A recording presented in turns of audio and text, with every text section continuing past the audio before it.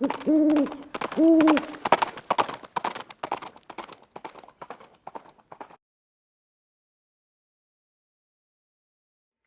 everybody, it's Viejo here, and Merry Christmas and Happy Hanukkah to everybody. It is in fact Christmas Day as we speak, and I hope everybody's having some good holiday time with friends and family and enjoying some good food and remembering the spirit of the holiday season, no matter what your faith. Hey, let's talk about what we're up to here today. This is episode 8 of Wadcutter Wednesday. If you're just now joining in the fun here, what I'm doing is I've got a whole bunch of wadcutter cast bullet molds, and I like to shoot wadcutters, and I've got a bunch of them for 38 special, and I've got them in 41 mag, 44 special and mag, and 45 Colt. So we got a lot of them to bring you. More than 20, I think, altogether, different calibers, different sizes, and so on. And what I've got for you today is this bullet right here, all right? This is a wadcutter mold made by MP Molds out of Slovenia.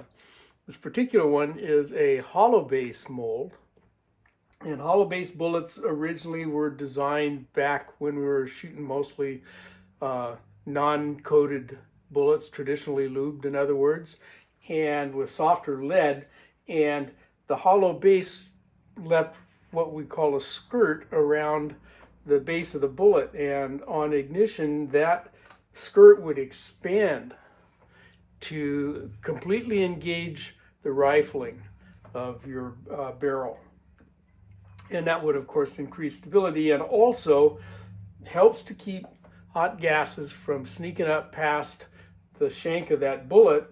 And if that happens, whether it's a hollow base bullet or not, is we get lead deposited down in front of the bullet, ahead of the bullet as it travels down the barrel, and the first thing you know, you've got your rifling all full of lead, and there goes your accuracy, among other things. So that was the idea behind the hollow base bullet. Not so much of an issue with powder coated bullets, because those hot gases, even if they do blow by, are not likely to do much in the way of spraying lead down your barrel. But it doesn't hurt to have that complete obturation of the barrel, okay, to keep any of that, gas from getting out ahead of the bullet instead of staying behind where it's supposed to propel the bullet down range, or down the barrel anyway. So this particular one, again, made by MP Molds. It's a brass mold. Here's what the mold itself looks like. This is just a photograph. I can't really show you the actual mold, but it comes with a couple of options. You can do a hollow base or you can do a solid base bullet. Those are your only two choices with this particular one from MP. A lot of our hollow point molds come with as many as 4 different nose options. And this one you get 2 on the base. Okay, you can do a hollow base or a plain base. Solid base, I guess, might be better.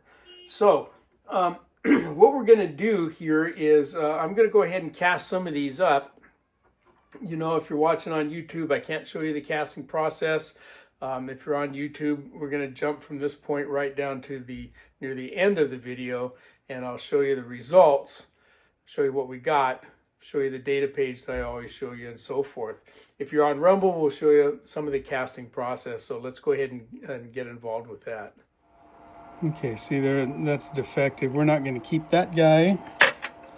And here's the other hollow base. Kind of the same way. It did not fill well.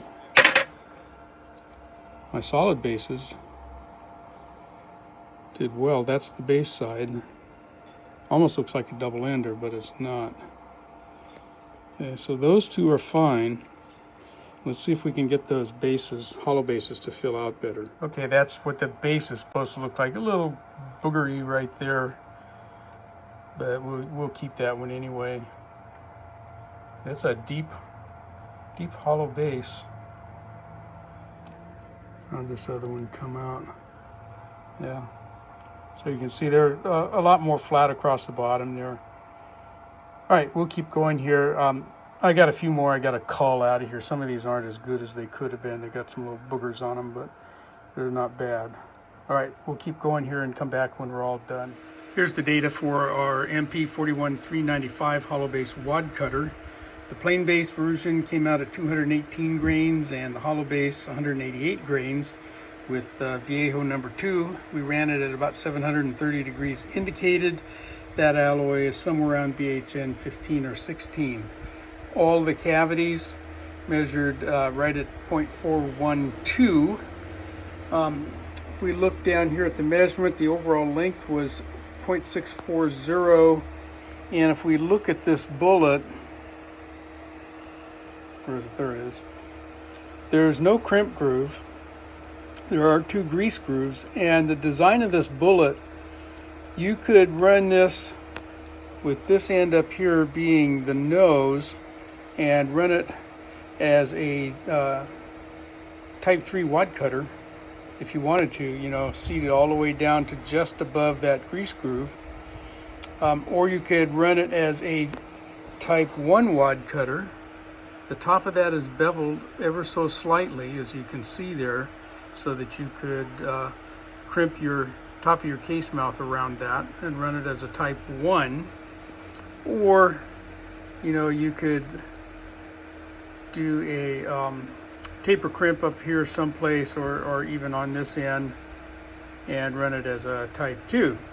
So you got quite a bit of options with this particular bullet, you know, aside from the fact that we've got some hollow bases that we could run with it. So interesting design. Oh, I got a booger on that one. That's right, it's still keepable. Okay, here's the MP 41-395 hollow base wad cutter in both plain and hollow base. The hollow bases are based down, and that is Eastwood Ruby Red.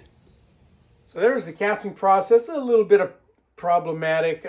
You know, sometimes those hollow bases and even the hollow points can be a little tricky. It's largely about getting those pins hot enough so that you know, the lead completely fills out the mold around those pins.